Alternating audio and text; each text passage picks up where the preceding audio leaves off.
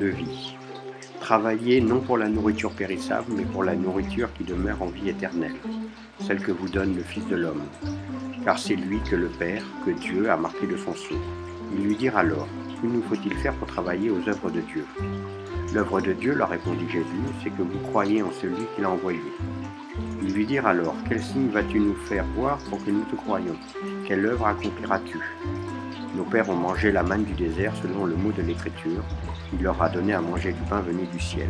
Jésus leur répondit, en vérité, je vous le dis. Ce n'est pas Moïse qui vous a donné le pain du ciel, c'est mon Père qui vous le donne.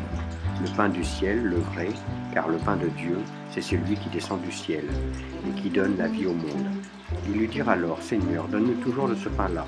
Jésus leur répondit, je suis le pain de vie, qui vient à moi n'aura jamais faim, qui croit en moi n'aura jamais soif, mais je vous l'ai dit.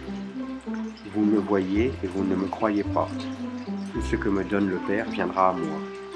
Et celui qui vient à moi, je ne le jetterai pas dehors, car je suis descendu du ciel pour faire non pas ma volonté, mais la volonté de celui qui m'a envoyé.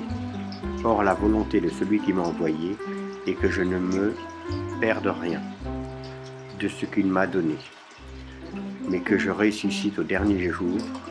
Oui, c'est la volonté de mon Père, que quiconque voit le Fils et croit en lui ait la joie éternelle, et que je ressuscite au dernier jour.